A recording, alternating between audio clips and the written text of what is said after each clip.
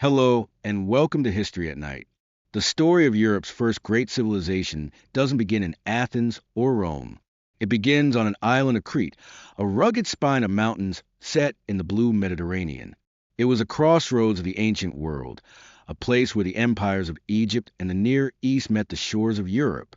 Here in the Bronze Age, a unique and peaceful culture built palaces of stunning beauty and art that celebrated life. But their time came to an end, and their history was so completely erased that only a single dark legend remained: the myth of the Minotaur. Tonight, we tell the story of their rediscovery. We will follow the archaeologists who dug up their magnificent palaces, revealing a world of vibrant frescoes, enigmatic goddesses, and a mysterious, undeciphered language. And we will investigate the story of a colossal volcano eruption that may have erased them from history. But before we begin our excavation into the past, please take a moment to like the video and subscribe. It's a simple and wonderful way to support the channel, and it means a great deal to me. I'm also always curious to know where in the world and at what time you're joining me tonight. So I'd really love to hear from you in the comments. And now, settle and let the noise of the modern world fade away, and let us travel deeper into the Bronze Age, to the lost island of the Minoans before history is written. It is remembered in stories. For the island of Crete, a place whose true past was long forgotten, that memory took the form of a dark and epic myth. It was a tale told around the fires in Athens and whispered in the courts of kings, a story of divine pride, monstrous punishment, and heroic sacrifice. That legend began with an act of divine defiance. The tale was told of a powerful and arrogant king named Minos, who ruled a great island empire from his palace at Knossos. To prove his right to rule, he prayed to the sea god Poseidon to send him a sign. Poseidon obliged. From the foaming waves emerged a magnificent pure white bull, which Minos was meant to sacrifice in the god's honor. But the bull was so beautiful that Minos, in his greed, decided to keep it for his own herds and sacrificed a lesser animal in its place. This insult to a god could not go unpunished. Poseidon's revenge was swift, cunning, and terrible. He did not strike Minos down, but instead cursed the king-wife Queen Pasiphae with an unnatural and overwhelming desire for the sacred white bull. Consumed by this divine madness, the queen sought out the most brilliant inventor in the world, a man named Daedalus, who had taken refuge in her court. She commanded him to build her a hollow wooden cow, which he could hide inside to trick the animal. The result of this cursed union was a monstrous creature, a being with the powerful body of man, but the head and tail of a ferocious bull. They named him Asterion, but the world would come to know him as the Minotaur, the bull of Minos. Horrified by this monstrous stepson, a living symbol of his own sacrilege, King Minos once again turned to Daedalus. He commanded the inventor to build a prison from which the Minotaur could never escape. Daedalus, using all of his genius, constructed a labyrinth, a vast, bewildering maze of winding passages, dead ends and confusing halls, so complex that anyone who entered its depths would become hopelessly lost and eventually be devoured by the beast that lurked at its center. The story then shifts to the mainland, to the city of Athens. In an act of revenge for the death of his own son in Athens, King Minos waged war on the city and conquered it. As a term of their surrender, he demanded a horrifying annual tribute. Every year the Athenians had to send 7 of their finest youths and 7 of their finest maidens to Crete. There these 14 young souls would be cast into the labyrinth, a periodic sacrifice to feed the monster and remind Athens of its subjugation. For years this terrible tribute was paid, but then a hero emerged. Theseus, the brave son of the Athenian king, volunteered to be sent as one of the youths, vowing to his father and his people that he would enter the maze, slay the Minotaur, and end the tyranny of Crete forever.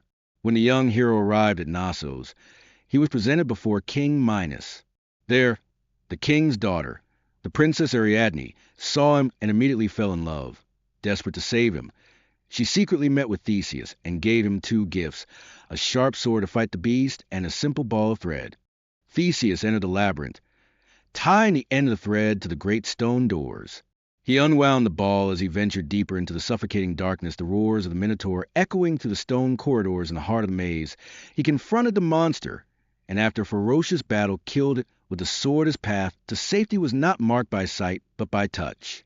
Following the thin, taut line of Ariadne's thread, he found his way back out of the darkness, and escaped Crete with his fellow Athenians. And so the myth ends with the hero's triumph and the monster's death. For 3,000 years, this tale of heroes, gods, and curses was all that was known of the ancient world of Crete. It was a story so powerful, it seemed impossible that any historical truth could lie behind it. But it was there, waiting, buried in the earth, waiting not for a hero with a sword, but for a man with a spade. As the 19th century drew to a close, a new age of discovery was dawning, an age of archaeology, and the man who would unlock the secrets of Crete was a brilliant, wealthy, and supremely confident English academic named Sir Arthur Evans. Evans was the keeper of the prestigious Ashmolean Museum at Oxford University, and he was not initially hunting for a monster's lair. His quest was for something more elusive, a lost system of writing. He had become fascinated by small, milky white seal stones he had found in the markets of Athens. They were intricately carved with tiny enigmatic symbols that looked like a form of prehistoric script, far older than any known Greek writing. Cretan women called them milkstones and wore them as amulets to bring good fortune. But Evans believed they were the key to discovering Europe's first written language. He followed the trail of these stones to their source. In the 1890s, he arrived on a rugged and wild Crete, an island just emerging from centuries of Ottoman rule. He traveled the countryside, not as a tourist but as a detective, buying more of the small seal stones from local villages. The clues began to point to one location, a large, unassuming hill covered in olive groves near the main town of Heraklion, a place the locals called Kephala. Others had suspected this hill was the location of the legendary palace of Knossos, including the famous discoverer of Troy, Heinrich Schliemann. But bureaucratic hurdles in local politics had always stood in the way. Evans, however, possessed a unique combination of academic obsession and personal wealth. Where others saw obstacles, he saw a prize to be won. He patiently negotiated and eventually purchased the entire plot of land, becoming the sole owner of the hill and whatever secrets it held. Finally, in March of the year 1900, the time had come. Evans arrived at the site with a team of over 100 local workmen. The olive trees had been cleared. The air was filled with a sense of immense anticipation. For 3,000 years, the labyrinth of the myth had stood as a dark and forbidding monument in the landscape of the imagination. Now, Arthur Evans stood before a simple hill of earth and rock, ready to knock on the door of that lost world and see if anyone was still at home. The initial work was grueling and dusty, clearing away centuries of soil and scrub. For the first few days, they found only the tops of massive, ancient walls, hinting at a large structure, but revealing little of its character. There was a constant nervous excitement in the air. Was this just a rustic fortress, or was it something more? The answer came with a sudden brilliant flash of color. A workman's pickaxe struck something soft, and upon careful cleaning, a fragment of painted plaster was revealed. As more earth was gently brushed away, a picture began to emerge. It was a life-size depiction of a young man with long flowing black hair and a noble profile, carrying a long conical cup. This was the famous cupbearer fresco, and its discovery was a revelation. This was not the art of a primitive people. This was a work of sophisticated, confident culture, with a masterful command of form and color, energized by the find. The teams followed the walls of the fresco and soon uncovered an intact, sunken room. As they cleared the debris, they found gypsum benches lining the walls. And then set against the northern wall, they saw it, a magnificent high-backed throne carved from a single block of gypsum. Its form was simple but regal, with a gracefully curving, undulating back. Though the room was small, the throne gave it a palpable sense of power and ceremony. As they carefully cleaned the walls around it, the scene became even more magical. The plaster was painted with vibrant frescoes of stylized palm trees, and on either side of the throne, two mythical griffins, creatures with the body of a lion and the head and wings of an eagle.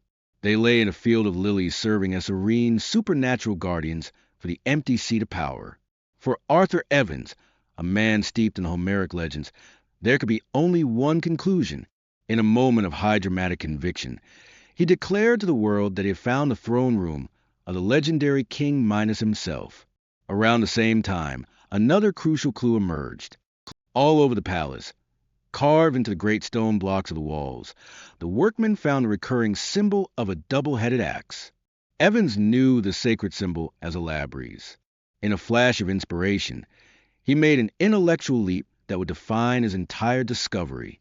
He connected the word labyrinth to the mythical labyrinth. The labyrinth, he proposed, was not just a maze. Its name literally meant the palace of the double axe. The discoveries of those first few weeks were staggering.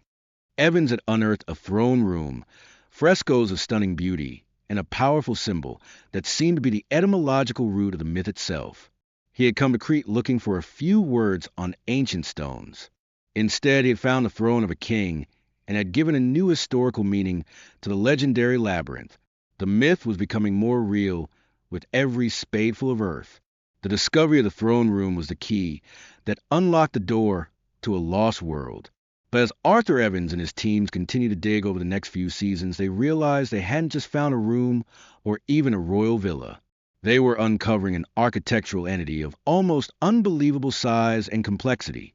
The excavation expanded from a few trenches into a vast project covering 6 acres, revealing a structure that was not so much a single building as a sprawling self-contained city. The entire complex was organized around a huge, rectangular central court, a massive open-air paved space that served as the very heart of the palace. This was a grand stage for Minoan public life, a place where one could imagine great religious festivals were held, priestesses processed, and the daring bull leapers performed their sacred, death-defying acrobatics before the assembled crowds. Clustered around this central hub, in a seemingly chaotic but brilliantly planned arrangement, was a bewildering network of over 1,000 rooms, halls, workshops, and shrines. This was a multi-metropolis built with genius down the gentle slope of the Kefala Hills. Some sections of the palace reached up to 5 stories in height, creating a stunning series of terraces, balconies, and verandas, connected by a disorienting web of grand staircases. One of these, the Great Staircase, was an architectural marvel, descending multiple levels to the lavish residential quarters, its path illuminated by the ingenious Minoan invention of the light well, a kind of open-air shaft that funneled sunlight and fresh air deep into the heart of the massive structure. To wander the excavated corridors was to understand the origin of the labyrinth myth. There was no single grand entrance. Long, winding passages would suddenly turn a sharp corner, leading down one staircase and up another, opening into unexpected colonnades or small, hidden courtyards. It was a place designed for those who knew its secrets, and a place where a stranger could easily become lost. This physical reality, Evans was sure, was the seed of the legend, but this was no prison. It was a bustling, vibrant center of an entire civilization with different wings dedicated to every function of a sophisticated society. In what Evans called royal apartments, he found luxurious living quarters, including a room with the famous dolphin fresco and a flushing toilet connected to an advanced drainage system of terracotta pipes. In the industrial quarter, he found workshops for potters, painters, stone carvers, and jewelers. And in the vast magazines, he found the economic engine of the palace, rooms lined with giant clay jars, or pithoy, capable of storing over 200,000 gallons of olive oil and wine. This was the evidence of a powerful bureaucracy of scribes, officials, and priests overseeing the wealth of a trading empire. The palace of Knossos was the intricate living heart of the Minoan world, all housed under a single sprawling roof. Its complexity was not for entrapping a monster, but for supporting thousands of people, from the royal family and their court to the priests, artisans, and administrators who ran the machinery of the state. Evans had not simply found a building. He had uncovered the stunningly complex anatomy of a lost and brilliant civilization. As the full staggering scale of the Minoan palaces was revealed, archaeologists were confronted with profound and startling mystery. In an age of brutal endemic warfare, where every great civilization from the Hittites to the Egyptians built colossal fortifications, these vast centers of wealth and power were conspicuously missing one thing: walls. There were no great ramparts, no defensive towers, no fortified gates designed to repel an invading army. This absence was not an oversight. It was a deliberate choice, a defining feature of Minoan culture that set them apart from every other power in the ancient world. This architectural openness paints a picture of a remarkably peaceful society. The palace at Knossos was not a fortress looming over its subjects, but an accessible heart that flowed into the surrounding town. Its great west court likely functioned as a public square, and its entrances were designed to welcome processions, not to repel invaders. This pattern, repeated at the other great palace sites across the island like Phaistos and Malea, suggests a long period of internal stability, a unified Crete free from the constant civil warfare that plagued other lands. For centuries, the island appears to have enjoyed a pax minoica, a Minoan peace that allowed its unique culture to blossom. But this internal peace does not explain their confidence against external threats. The real answer to the puzzle of the missing walls lay not on the land, but in the sea. The Minoans were the first and greatest thalassocracy, or sea power, of the Bronze Age. Their security was guaranteed by the one weapon no other culture could match, a massive and sophisticated navy. The most vivid evidence of this comes from a nearby island of Thura, where the flotilla fresco, preserved in volcanic ash, shows a magnificent fleet of sleek, elegant ships sailing between island towns. These were not just warships. They were the vehicles of a vast trading empire that projected Minoan influence across the entire Aegean and beyond Egypt and the Near East. The Minoan fleet was their true wall, a flexible proactive defense that made static stone fortifications redundant. It was their navy that controlled the sea lanes, protected their merchants, and could intercept any potential invader long before they ever reached the shores of Crete. Their power looked outwards towards the horizon, not inwards in fear of their neighbors. This supreme confidence, born from naval supremacy, allowed them to invest their resources not in grim fortifications, but in magnificent art and architecture. The uniqueness of this approach is thrown into sharp relief when compared to the civilization that would eventually succeed them, the Mycenaeans of mainland Greece. The Mycenaean world was one of paranoia and war. Their centers, like Mycenaean tyrants, were grim citadels built for siege. Their palaces were hidden behind immense defensive walls, constructed with enormous uncut boulders so massive that the later Greeks, unable to imagine how they were built, claimed they were the work of the mythical Cyclopes. Life in a Mycenaean fortress was dark and defensive, the architecture of a people who lived in constant fear of their rivals. The open, unfortified palaces of the Minoans, therefore, were not a sign of weakness or naivety. They were a statement of unparalleled power and confidence. They spoke of civilization so secure in its mastery of the sea that it did not need to hide behind stone. It was the architectural signature, a unique and seemingly peaceful Bronze Age superpower, a stark and poignant contrast to the violent, fortified world that was destined to follow. If the walls of Minoan palaces could speak, they would do so in a language of brilliant, breathtaking color. The Minoans were masters of the art of the fresco, a difficult and demanding technique where pigments are applied directly to wet lime plaster. As the plaster dries, the color is chemically bonded to the wall, becoming a permanent part of the architecture itself. This method requires incredible speed and confidence. The artist has only a short time to work before the surface dries, with no room for error or correction. The survival of these vibrant paintings for over 3,000 years is a testament to the immense skill of the Minoan artisans. To walk through the excavated corridors of Knossos is to be surrounded by the ghosts of this lost artistic tradition.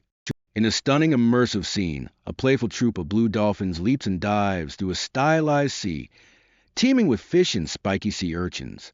It is a work of pure, unrestrained delight, a celebration of the marine world that surrounded and sustained the island of Crete.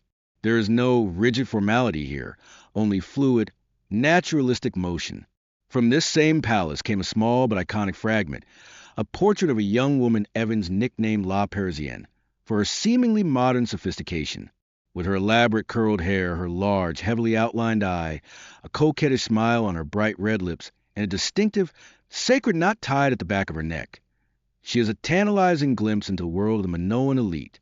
We do not know who she was, a goddess, a priestess, a queen, but her enigmatic expression has become a symbol for the entire mysterious civilization. Of course, no discussion of Minoan art is complete without the iconic bull-leaping fresco. From a purely artistic standpoint, it is a masterpiece of dynamic composition. It captures a moment of impossible, frozen motion, with the three slender, graceful athletes vaulting over the back of a massive, charging bull. The artist uses the color conventions of the time, painting the male figure with reddish-brown skin and the two female figures with pale white skin, to clearly distinguish the participants in this dangerous and sacred dance. When we look at this visual language as a whole, What it tells us is as important as what it omits. The frescoes speak of people who loved and revered nature, who engaged in complex religious ceremonies, and who valued elegance, color, and vibrant motion. But unlike the art of Egypt or Assyria, there are no scenes glorifying a single all-powerful king. There are no grand depictions of military conquest or vanquished enemies. It is the art of peaceful, prosperous, and seemingly joyous people.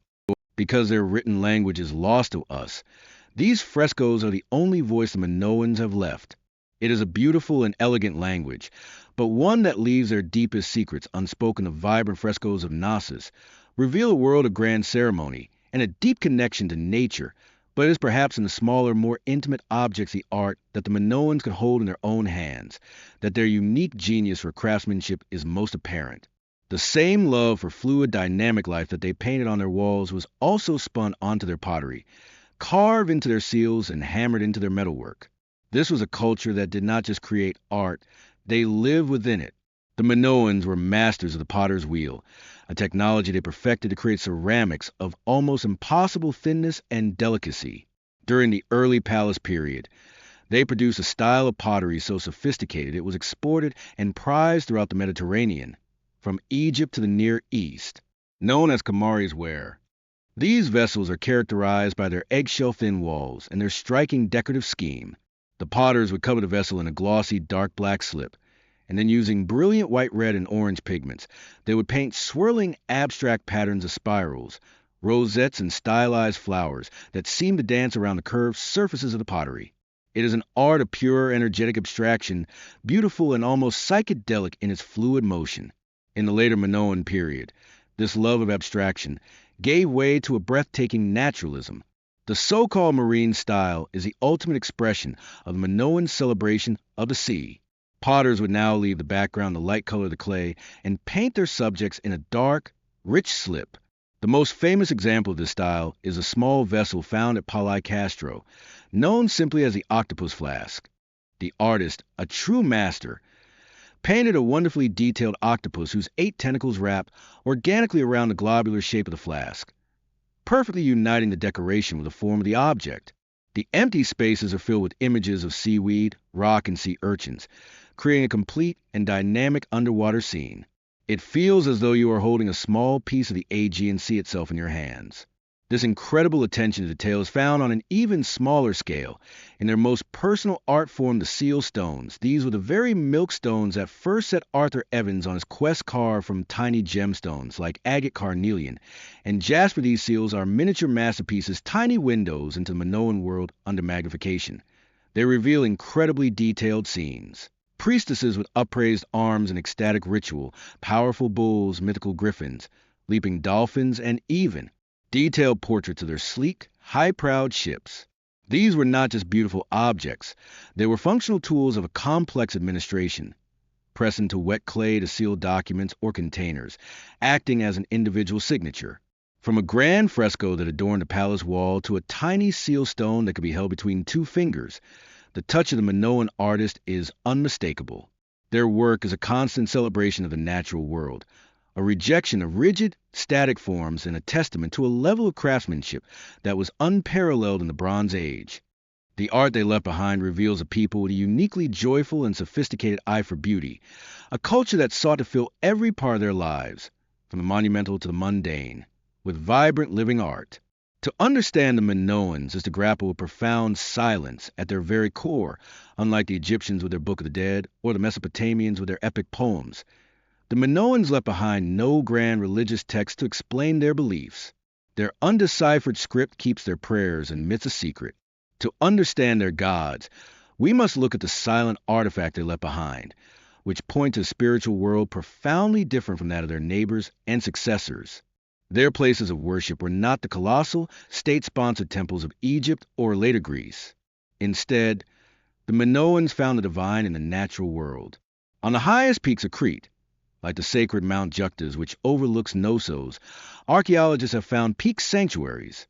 Here, in open-air enclosures, ordinary Minoans would make arduous pilgrimages to leave thousands of small clay votive offerings, figurines of themselves in prayer, models of their livestock, and clay replicas of afflicted body parts, left with a plea for divine healing.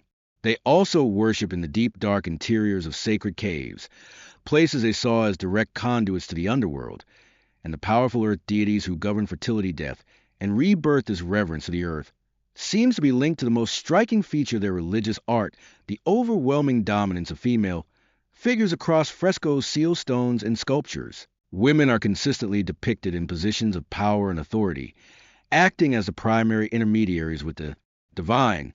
They are shown leading processions, receiving offerings, and presiding over sacred rituals. Men, in contrast, are often shown as attendants, musicians, or simply as worshippers. The most potent and famous symbol of this female-centric faith was discovered by Arthur Evans in a stone-lined hidden pit at Knossos, which he called the Temple Repositories. Buried amongst other ritual objects, he found a set of breathtaking figurines crafted from faience, a glazed ceramic. The world would come to know them as the snake goddesses.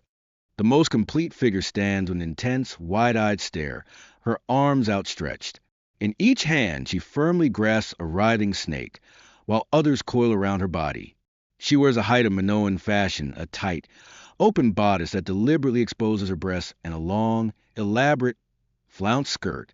Atop her tall headdress sits a small feline, perhaps a leopard, calmly observing the world. She is an image of immense power and mystery, while her exact identity, goddess or high priestess, is unknown. Her symbolism is deeply rooted in ancient traditions. The exposed breasts are a clear sign of fertility and nourishment, the very source of life. The snakes, creatures of the earth that shed their skin, are universal symbols of renewal, rebirth, and the potent magic of the underworld. The feline marks her as a mistress of animals, a powerful nature deity in complete command of the wild world. She's the embodiment of a great mother goddess, a life-giving, earthly power.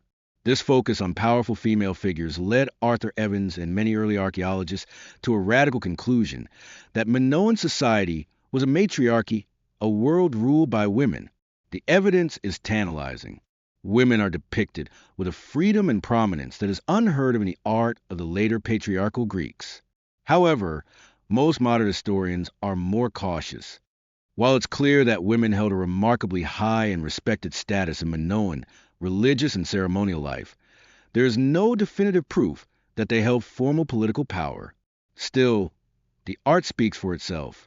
It reveals a civilization whose understanding of the divine was primarily female. The snake goddess, with her unblinking stare, remains the enigmatic face of this lost faith. She is a powerful reminder of a different way of seeing the world, a world that celebrated the power of the earth and the divine feminine, in profound contrast to the male-dominated pantheons of the civilizations that would soon follow. If the snake represented the mysterious, chthonic power of the earth, its male counterpart, the bull, was the embodiment of raw, untamable natural force. This magnificent and dangerous animal is the second great pillar of Minoan art and religion. We see its image everywhere, intricately carved into tiny seal stones, painted onto pottery, and masterfully crafted into ceremonial drinking vessels, or right-uns from solid gold. The most pervasive symbol of all was the horns of consecration, a stylized carving of bull's horns that adorned the roofs and shrines of the palaces, marking a space as sacred. This was clearly a creature of immense spiritual importance. The grand stage of the bull's role in Minoan life was likely the great central court of the palaces. Here, surrounded by the high frescoed walls and crowded balconies of the palace, the Minoan elite would have gathered to witness their most spectacular and death-defying ritual, the famous bull leaping. Our only clear window into this mysterious practice comes from a single iconic fresco found at the Palace of Knossos. It is a masterpiece of dynamic motion. Capturing a scene of what appears to be an impossible, acrobatic feat, the fresco depicts a massive bull charging across the frame in a flying gallop, its feet not touching the ground, a convention used to show incredible speed. In a stunning display of coordinated teamwork, three slender, long-haired athletes interact with the beast. At the front, a figure with pale white skin, the Minoan artistic convention for a female, grasps the bull's immense horns, seemingly preparing for the leap. In the center, a reddish-brown-skinned male figure is in mid-vault, executing a perfect, hands-free backflip over the bull's spine. And at the rear, Another white-skinned female figure stands with her arms outstretched, positioned to catch the vaulter as he lands. For a century, this image has been the source of intense scholarly debate. Could it be a literal depiction of a real event? Modern acrobats and bullfighters have argued that performing a somersault over the back of a fully grown, charging bull is a physical impossibility. The moment an athlete grabs the horns, the bull's natural instinct is to jerk its head upwards, which will impale the vaulter instantly. So, what are we really seeing in this vibrant painting? Some believe the fresco is a schematic diagram, a kind of instruction manual showing the three key stages of the leap in one continuous image rather than as a single simultaneous action. Others propose that the athletes approach the bull from the side using the momentum of its charge to vault sideways across its back. It's also possible that the Minoans use younger, specially trained animals, or that the entire scene is a purely symbolic, mythological representation, and was never actually performed. Whatever the reality, the bull leaping ritual was clearly a high-stakes performance, a sacred and dangerous dance that would have required years of training and immense courage. The risk of being gored, trampled, or killed must have been incredibly high. It is in this practice, the spectacle of elite youths and maidens risking their lives against a bull in the heart of the labyrinthine palace, that we can see the clearest historical seed for the later Greek myth of the Minotaur.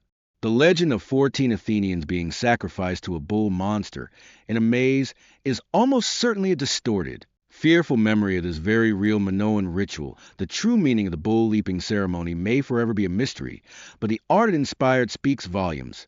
It reveals a culture that did not cower before the awesome power of the natural world. Instead, they chose to confront it, to engage with its most dangerous forces, not with brute strength, but with timing, grace, and breathtaking athletic skill. For the Minoans, the bull was the ultimate test, and in this sacred dance with death, they celebrated their unique and fearless spirit. We have explored the open palaces, the joyful art, and the enigmatic rituals of the Minoans. But a fundamental question remains. What was the source of the immense wealth and security that allowed this unique and seemingly peaceful culture to flourish for centuries? The answer did not lie within the fertile fields or mountains of Crete, but in the vast blue expanse that surrounded it. The Minoans were above all else masters of the sea. The key to understanding their civilization is the concept of thalassocracy, a word derived from the Greek thalassa, for sea, and kratia for rule. They were the first great naval power in European history, and their influence was built on the decks of their magnificent ships. From frescoes, carved seals, and clay models, we can see what these vessels looked like. They were sleek, crescent-shaped ships with a single, square-rigged mast, a high-curving stern, powered by both sail and teams of rowers. They were swift and maneuverable, capable of plying the sometimes treacherous waters of the Aegean Sea. These were the instruments of a vast and lucrative trading empire. From their harbors on Crete, these ships sailed forth, carrying the high-value products of Minoan craftsmanship. Their exquisite kamaris, where pottery was a prized luxury good, exported as far as Egypt and the Levant. They traded fine textiles, expertly crafted bronze weapons, and most importantly, the agricultural bounty of Crete itself. Vast quantities of olive oil and wine sealed in large distinctive clay jars. In return, their ships brought back the raw materials that their island lacked. They imported tin from Anatolia and copper from Cyprus, the two essential metals needed to forge bronze, the lifeblood of the age. From Egypt and the Near East, they brought back gold, ivory, and precious stones like lapis lazuli to be worked by their skilled artisans. Their most important and powerful trading partner was the ancient kingdom of Egypt. In the tombs of great Egyptian viziers and nobles, like the famous tomb of Rechamir in Thebes, we find stunning proof of this relationship. Here, wall paintings depict delegations of foreign men, explicitly labeled by hieroglyphs as the Keftu, a name believed to be the Egyptian word for Minoans. These figures are shown with the iconic long black curling hair and patterned kilt seen in the frescoes at Knossos. They carry gifts of Pharaoh, and among the objects they bring are perfect depictions of Minoan artistry, golden, bull-headed drinking cups, and distinctive long-neck pottery. This is a remarkable confirmation from an outside source, showing that the Minoans were not an isolated people, but were major players on the world stage, respected enough to bring their finest goods to the court of the most powerful king on earth. Minoan power was not limited to trade alone, They projected their culture across the Aegean by establishing settlements and colonies on other islands. The most famous of these was the city of Akrotiri on the island of Thera, a veritable Minoan city in miniature, with multi-storied houses, beautiful frescoes, and advanced plumbing. Other outposts on islands like Rhodes and Kythera served as vital trading hubs, securing the sea lanes and creating a network of Minoan influence that spanned the sea. This is the ultimate explanation for the world without walls. The Minoan thalassocracy was the source of their wealth, the guarantor of their peace, and the foundation of their unique, outward-looking culture. Their navy was their greatest weapon and their best defense. Why build massive stone walls to hide behind, when your true fortifications, your wooden walls, were the hulls of your ships, ensuring no enemy could ever reach your shores? This supreme mastery of the sea was the engine of their civilization, but as we shall see, their dependence on it would also be the seed of their ultimate vulnerability. While the discovery of the Grand Palace and its treasures captivated the world, for Arthur Evans, the most significant finds were far smaller and more unassuming. We must remember that his entire journey to Crete began not as a search for a labyrinth, but as a quest for a lost language, sparked by the mysterious symbols he had seen carved into ancient seal stones. And in the burned-out ruins of Knossos, his original hope was realized beyond his wildest dreams. In several small chambers, his team uncovered the remains of the palace archives, hundreds of flat, pillow-shaped tablets of sun-dried clay. These were not grand historical chronicles or epic poems. They were the mundane, day-to-day paperwork of a complex bureaucracy, preserved for millennia only because they had been accidentally baked hard in the fire that destroyed the palace. These tablets were the administrative records of the Minoan world. They were inventories of wine and olive oil, lists of livestock, rosters of palace personnel, and records of offerings made to unseen gods.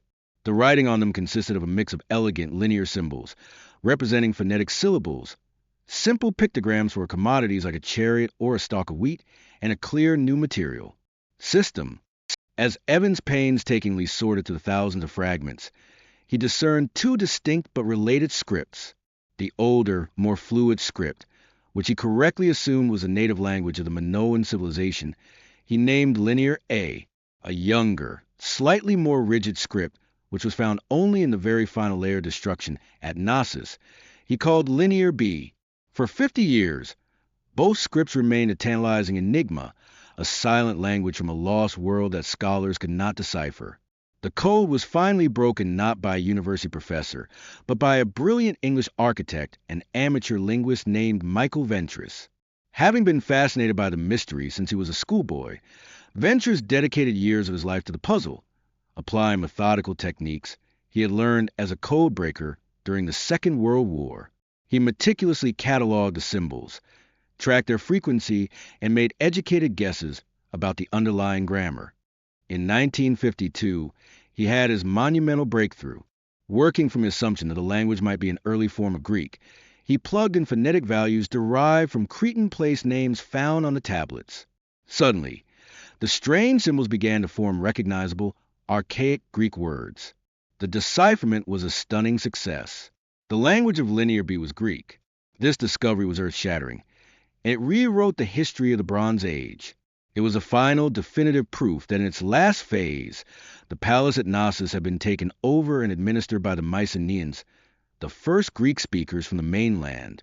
But in solving one great mystery, Ventris had confirmed another. If Linear B was Greek, then the older script Linear A was certainly not. This was the true, lost tongue of the Minoans themselves, and it remains one of history's greatest unsolved riddles. To this day, we cannot read it. As if to underscore the profound mystery, another unique object was found at the southern palace of Phaistos. It is a single beautiful fired clay disc, about 6 inches in diameter, known as the Phaistos disc. Both of its faces are covered in a spiral of 45 distinct symbols, which were not written but stamped into the wet clay with individual seals. It is a form of primitive printing and technology that would not be seen again for thousands of years. Its purpose, its meaning, and its language remain completely unknown, and so we are left with tantalizing silence.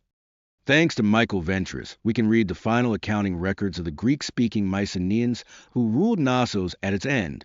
But the true voice of the Minoans, the language they used to name their kings, their goddesses and themselves, remains locked away in a script we cannot read. They are a civilization we can see in stunning detail, but whose own words we cannot yet hear. In the final golden years of the 17th century BC, the Minoan civilization was at its absolute zenith. Their palaces were centers of high art, their trading fleets controlled the Aegean, and their influence was felt from Egypt to the Greek mainland. It must have seemed like their peaceful, prosperous world would last forever. But their greatest threat was not a rival empire. It was brewing silently, just 70 miles to the north, on the beautiful island of Thera, today known as Santorini. Thera was a jewel in the Minoan trading network, home to the bustling port city of Akrotiri, a place of wealthy merchants and stunningly frescoed houses. But the beautiful island was, in fact, a sleeping volcano. The first signs of the coming apocalypse would have been a series of violent earthquakes, a final warning from the underworld. The archaeological evidence at Akrotiri is remarkable. While beds are overturned and pots are smashed, no human bodies have ever been found in the ruins. This suggests that the inhabitants, terrified by the tremors, gathered their most precious belongings and fled in a mass evacuation. They escaped the city, but they could not have imagined the scale of the destruction that was about to be unleashed upon their entire world. The eruption, when it finally occurred, was one of the most violent explosions in human history, many times more powerful than the famous eruption of Krakatoa. With a cataclysmic roar that would have shattered the silence of the Bronze Age across hundreds of miles, the mountain on Thera blew itself apart. A colossal pillar of black ash, pumice, and superheated gas was blasted more than 20 miles into the stratosphere. Creating a mushroom cloud that blotted out the sun across the Aegean day was turned into an unnerving perpetual twilight as the sky turned from blue to a sickly yellow, then to a suffocating gray for the city of Akrotiri. The end was swift a thick rain of pumice, and ash fell from the sky, entombing the city and preserving it perfectly. A Bronze Age Pompeii frozen in time, but the most devastating event was yet to come. The heart of the volcano, having violently emptied its magma chamber, collapsing on itself. The entire center of the circular island fell into the sea, creating the massive crescent-shaped bay, or caldera that defines Santorini today. This collapse displaced an unimaginable volume of water, giving birth to a series of colossal tsunamis that raced outwards in all directions. On the northern coast of Crete, the Minoans would have witnessed the terrifying omens. The sky was already dark. A terrible, world-shattering roar would have echoed from the north. Then they would have seen the sea itself pull back in a monstrously low tide, receding far from the shore and exposing the seabed in a terrifying silent warning. And then it came, an unstoppable wall of water, moving with impossible speed, smashing into the unfortified coastal towns, the harbors, and the prosperous villas. The great Minoan fleet, the wooden walls of their empire, the source of all their power and wealth, was likely shattered in its own anchorages. The ship splintered into driftwood in a matter of hours. When the waves finally receded, the world was irrevocably changed. The sun remained a dim, hazy disk in a gray sky, a volcanic winter that would last for months, if not years. A thick, gritty layer of white volcanic ash began to fall like a slow, poisonous snow over the eastern half of Crete, choking the fields, ruining the crops, and contaminating the water sources for livestock and people alike. The Minoan world had not been defeated by a human enemy. It had been assaulted by the raw geological power of the earth itself. Their command of the seas was broken, their food supply was poisoned, and their confident, joyful worldview was surely shattered. The long, peaceful summer of the Minoan civilization was over. The question was no longer how they would thrive, but how they could possibly survive. In the immediate aftermath of the Thera eruption, the Minoan world was irrevocably scarred. The northern coast of Crete lay ravaged by tsunamis, and a ghostly blanket of white ash covered the eastern half of the island. For many years, modern historians believed this was a final dramatic act of swift and total knockout blow that annihilated the Minoan civilization in a single season. It was a simple and compelling story, but the truth, as revealed by decades of careful archaeology, is more complex and perhaps even more tragic. This was not a sudden death. It was the beginning of a long, slow twilight. The archaeological evidence is clear. At coastal sites like Palai Castro in eastern Crete, excavators found a thick layer of volcanic ash and pumice, along with the chaotic debris of buildings smashed and washed far inland by the force of a massive wave. The tsunamis were real, and their destruction was devastating to the Minoan ports and coastal communities. The ash real, too, have triggered a severe agricultural crisis in the eastern part of the island, leading to several years of failed crops and widespread famine. But crucially, this is not the story of the entire island.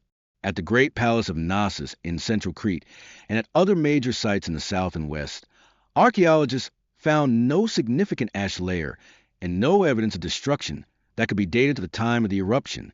The heartland of the Minoan civilization, it seems, survived the cataclysm physically intact. Life, in a wounded and altered form, went on. The palaces were not leveled by earthquakes, and the cities were not buried. The wounds that would ultimately prove fatal were not to the Minoans' buildings, but to the very systems that sustained their unique way of life. The first and most critical blow was to their thalassocracy, with their northern harbors destroyed and a significant portion of their great trading fleet smashed in its anchorages. Their mastery of the sea was broken. The intricate network of trade that brought in vital raw materials like copper and tin and exported their valuable oil and wine was crippled. This economic catastrophe would have been immediate and profound. The second wound was likely psychological and spiritual. For a people whose art and religion were so deeply intertwined with the beauty and bounty of the natural world, the eruption would have been a terrifying and incomprehensible event. The sun vanishing from the sky, the earth shaking, and the sea rising up to destroy them, would have been seen as a sign that their world was out of balance, that the gods themselves had turned against them. Such a crisis of faith could have totally undermined the authority of the priests and rulers who were believed to guarantee divine favor. This weakening of Minoan power created a vacuum in the Aegean. On the Greek mainland, the younger, more aggressive, and more militaristic Mycenaean civilization was growing in strength. As the Minoan grip on the sea lanes faltered, the Mycenaeans were able to expand their own influence, sailing, trading, and raiding with a new freedom. The eruption of Thera, then, did not kill the Minoan civilization.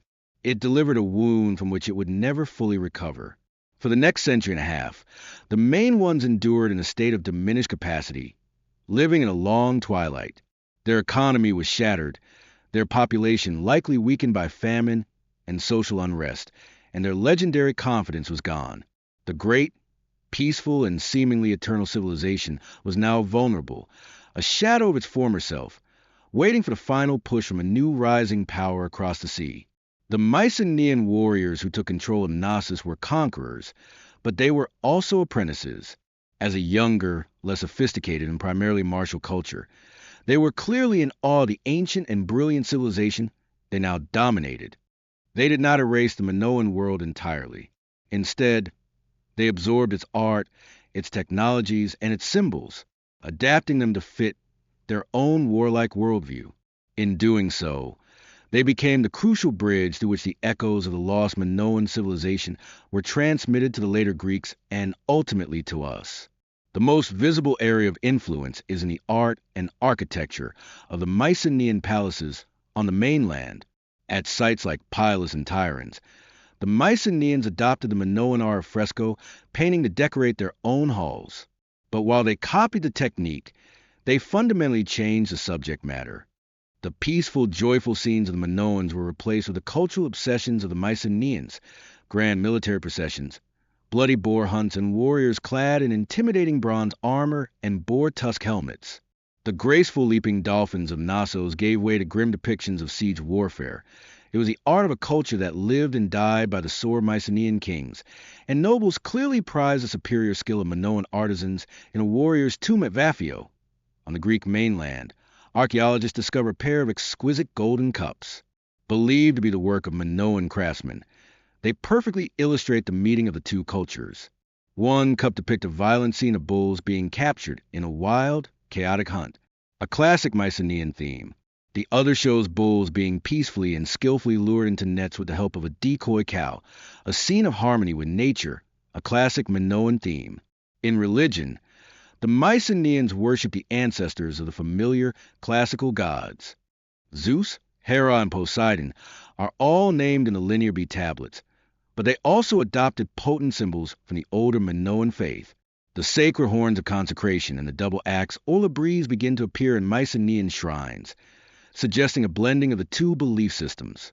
The powerful female-centric world of the snake goddess faded, replaced by the patriarchal pantheon of the Greeks, but symbols endured as powerful echoes. Perhaps the most enduring legacy of all was in the realm of myth. The stories the later classical Greeks told about their own heroic past were set in this Mycenaean era, and through these myths the memory of Minoan greatness, though distorted, was preserved. The legend of the labyrinth is almost certainly the Greeks' attempt to describe the vast, confusing, and magnificent palace at Knossos. The myth of Daedalus, the master inventor and craftsman, is a clear echo of the unparalleled artistry of the Minoan people, and the story of King Minos, the mighty king who ruled a thalassocracy or sea empire, is a direct memory of the formidable naval power that the Minoans once projected across the entire Aegean. The Minoan civilization therefore did not simply vanish. It became a foundational, dreamlike memory for the Greek world that followed. Its culture was absorbed and transformed by the Mycenaeans, who acted as a bridge between the Bronze Age and the Iron Age, and the later Greeks looked back upon this entire period as a lost golden age of heroes, with a faint but powerful memory of Crete, its sea kings, and its labyrinth at the very heart of their own origin story. The Minoans provided the rich artistic soil from which the earliest roots of Western civilization first grew, while the spirit of Minoan culture lived on through its influence on the mainland. The physical world that created it was destined for a final, violent end. For roughly 75 years after the conquest, the palace of Knossos continued to operate under the rule of its new Greek-speaking Mycenaean masters. Then, around the year 1375 BC, the end came, a catastrophic fire, far more intense and widespread than any that had come before, tore through the entire 6-acre complex. The grand staircase collapsed, the magnificent frescoes were blackened and shattered, and the great red columns that had held up the roofs for centuries were consumed by the inferno. The palace at Knossos, which had stood for over 500 years, was reduced to a smoldering ruin, and this time it would never be rebuilt. The cause of this final destruction remains a mystery. Was it a natural disaster? Unlikely, as other sites on the island were not similarly destroyed at this time. Most archaeologists believe the fire was a deliberate act. Perhaps it was a violent uprising of the native Minoan population, a final desperate rebellion against their Mycenaean overlords. Or perhaps the threat came from other Mycenaeans, a rival king from a powerful mainland citadel, like Mycenae itself, may have attacked and destroyed Knossos to eliminate a competing power center and consolidate his own control over the lucrative Cretan trade routes. Whatever the cause, the result was definitive. The Great Palace era on Crete was over. People would continue to live in small settlements in the ruins for a time, but the centralized power, the wealth, and the sophisticated culture that had defined the island for centuries were gone forever. In a profound historical irony, the very fire that destroyed the palace also baked the clay linear tablets as hard as stone, preserving for millennia the administrative records of its final conquerors. With the fall of Knossos, the island of Crete receded into a provincial backwater. To visit the Palace of Knossos today is to walk directly through the vision of its discoverer. It is not a field of low crumbling foundations. Like many other ancient sites, Evans, faced with fragile ruins dissolving in the open air, made the controversial decision to reconstitute the palace. To know the Minoans, one must see both Evans' vision of their world and the delicate soul of their civilization. And so our journey ends where it began, with a mystery. Despite a century of excavation and study, the Minoans retained their deepest secrets. We still cannot read their language. We can only guess at the true nature of their religion and the full story of their collapse. They remain a tantalizingly silent culture, a beautiful, unsolvable puzzle. Perhaps this is their ultimate legacy. They are a reminder that the past is not a settled story, but a constant act of rediscovery, a labyrinth of myth and memory that will continue to inspire wonder for generations to come. Thank you for joining me on this long journey into the past. I hope the story of this lost civilization has brought the beauty and mystery of the ancient world to life. I wish you a calm and peaceful night. Thank you.